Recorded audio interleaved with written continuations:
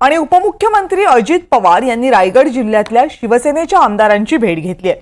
रायगडच्या पालकमंत्री पदाविषयी वादग्रस्त विधानं करू नका अशा सूचना अजित पवार यांनी शिंदे गटाच्या आमदारांना दिल्यात। मुख्यमंत्र्यांशी चर्चा करून पालकमंत्री पदाबाबत तोडगा काढू असंही आश्वासन अजित पवार यांनी आमदारांना दिलं। रायगडमधल्या 7 आमदारांपैकी 3 आमदार हे शिवसेनेचे आहेत, 3 आमदार भाजपचे आहेत आणि 1 आमदार राष्ट्रवादी काँग्रेसचे आहे। राष्ट्रवादी काँग्रेसच्या आमदाराकडे पालकमंत्रीपद गेल्यामुळे महायुतीतले हे आमदार नाराज आहेत। या संदर्भात आणखी माहिती घेण्यासाठी जाऊयात माझे सहकारी सागर कुलकर्णी यांच्याकडे। सागर, काय नेमकी बातचीत झाली शिंदे सेनेच्या आमदारांमध्ये आणि अजित पवारांमध्ये?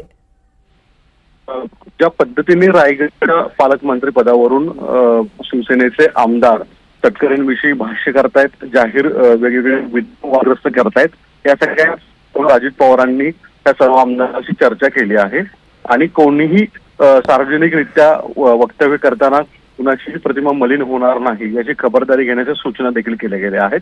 दुसरीकडे पालकमंत्री पदाचा वाद हा पुढील काही दिवसांमध्ये मुख्यमंत्री आणि इतर 2 उपमुख्यमंत्र्यांबरोबर चर्चा करून आम्ही सोडवू असं स्वरूपाचं सांगण्यात आलेलं आहे। 2.5 वर्षाचं पालकमंत्रीपद द्यावं अथवा सहपालकमंत्रीपद द्यावं अशा स्वरूपाचा एक प्रस्ताव राष्ट्रवादीच्या वतीने समोर मांडण्यात आल्याचं समजतं। अर्थात सर्व आमदारांनी याला मात्र सहमती दाखवली नाही। या तूर्तस्तरी कोणीही वादग्रस्त विधान करू नये आणि सार्वजनिक प्रतिमा मलिन करू नये अशा सूचना अजित पवार यांनी या सर्व आमदारांना दिल्याचं देखील समजतं आहे। कविता, धन्यवाद सागर, तुम्ही दिलेल्या सगळ्या सविस्तर माहितीबद्दल।